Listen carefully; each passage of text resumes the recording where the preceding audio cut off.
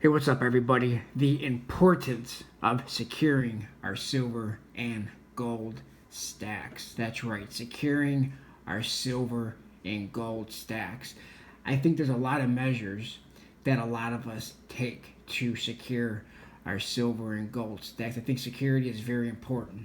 This stuff is money, this stuff is valuable, and the last thing we want is for something to happen to our silver and gold stacks.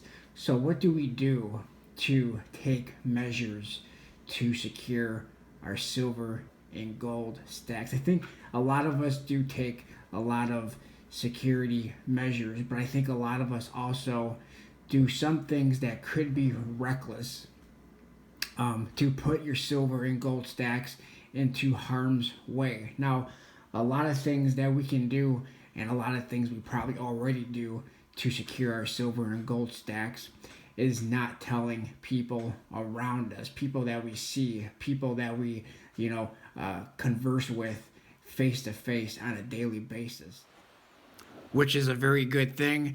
We want as limited amount of people to know that we are silver and gold stackers.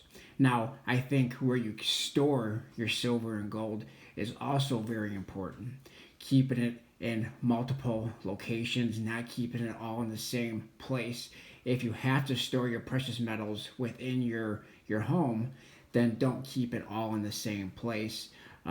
If you have a safe in your home, make sure the safe is heavy enough to where someone can't just pick it up and bring it out of your house, transport it out of your home.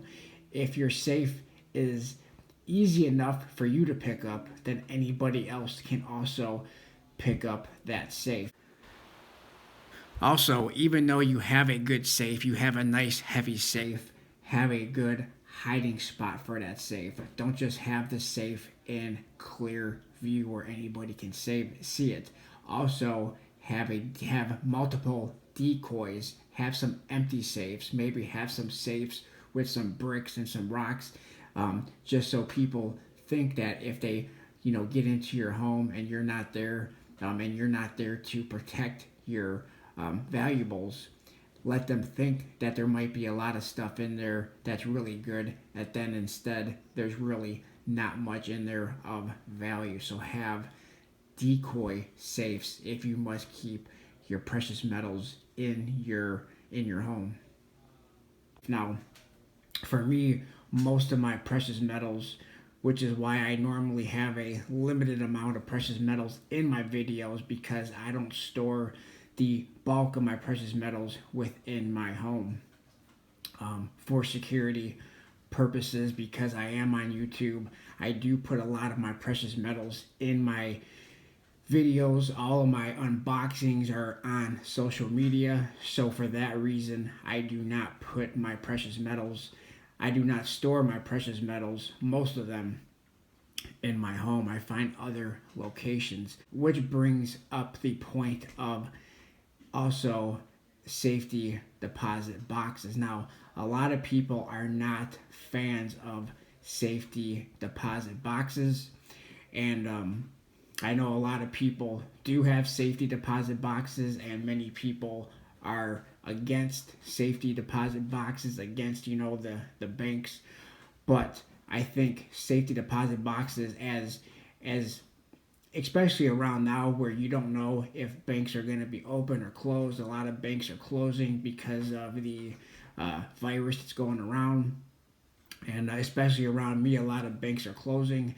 But a safety deposit box, in my opinion, and now I'm not advising anybody to get or not to get a safety deposit box, but I think a safety deposit box is not as risky as people walking the streets. I think theft is more likely to happen if your precious metals are stored within your home and someone were to break into your home. Let's say you told somebody that you were gold and silver stacking, and then they told somebody else, and the wrong person got wind that that you had a large amount of silver and or gold in your home, that is where I believe the theft will happen, not the banks stealing your silver and gold from your safety deposit box. Now, can a bank drill open a safety deposit box? I think it's very, very unlikely. We do hear stories about banks drilling open safety deposit boxes that then you go in there to get your stuff and your box is empty. I think that is unlikely to happen, although possible. I think that is kind of unlikely to happen. What are other measures to secure your precious metals, your silver, gold? Maybe you have platinum, palladium, rhodium, whatever the case may be. We want to keep these safe from not just theft, but I am going to get back to theft in just a moment because I think we have a very important, and in regards to theft, that we have to talk about, and I'm going to talk about that in just a minute. But we also want to keep our precious metals safe from and fire. Now, fire is not as horrible as if you were stacking cash in your home. Cash is gonna turn to dust, right? It's gonna turn to ashes. Precious metals, if this American gold buffalo were to interact with fire, then it would just melt down, and you still have the gold, you still have the silver, although it's going to be somewhat melted, but you still have the precious metals. Unlike if you were stacking cash in your home, then that is just lost. There's no way to recover cash once it is burnt, right? But there's another thing we have to really consider when we're talking about securing our stacks and from theft, and that is also person-to-person transactions. I recently, announced on my channel that I sold quite a bit of silver. And I sold quite a bit of silver with selling it to my local coin shop. Now, I probably could have sold for quite a bit more money, a little bit more money, maybe a lot more money to somebody else. Now, what are some of the problems with a person-to-person transaction? I'm going to list a couple of them in this video right now. Some of the problems with a person-to-person transaction over social media. Let's say you meet somebody on YouTube, or you meet somebody on Facebook or on Instagram, and you want to sell your precious metals. A couple of the problems with a person-to-person transaction is, one, it's going to be cost. There's a lot of cost involved. You have to ship it. And you have to have trust within who you are shipping it through, that they are not going to lose it. So there's going to be shipping costs involved. When you're talking about silver, you're talking about possibly a lot of weight. Gold may be a little bit less weight, but maybe a lot more in the terms of value. So you have to insure it. Now, you have to hope that who you are shipping it through is not going to lose it, and they are not going to steal it.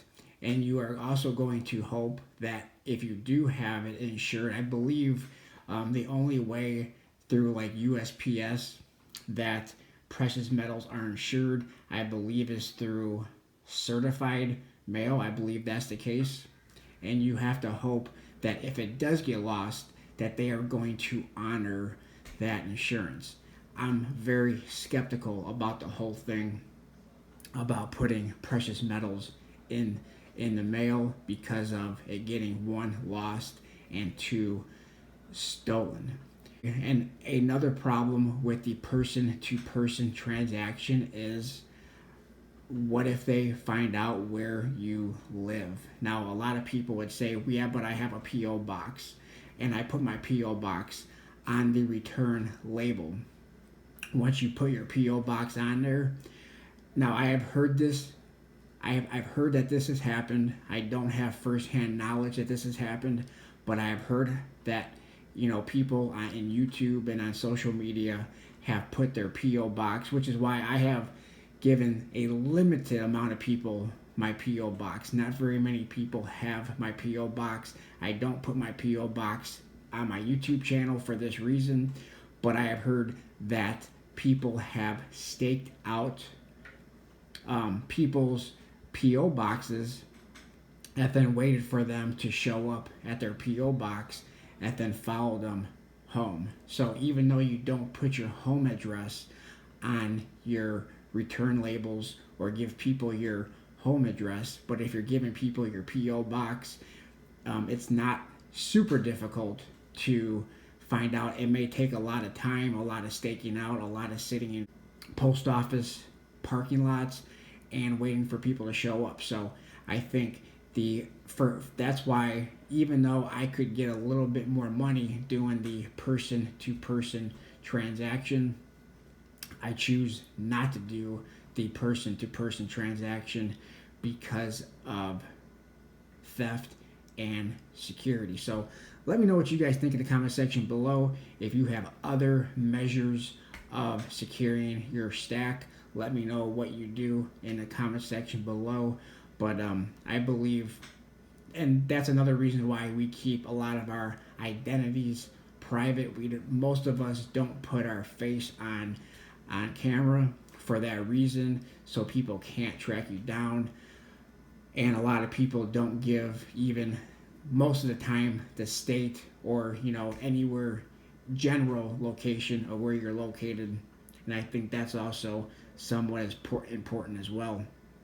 But I think, with today's society and today's markets and selling, a lot of people take advantage of social media because you can get a little bit more money going through social media, but also you have to give them also, in a lot of cases, a little piece of identity of the general area of where you are living. And I think that is not the best idea. So let me know what you guys think in the comment section below. Please like, comment, and subscribe, and I'll talk to everybody on my next video.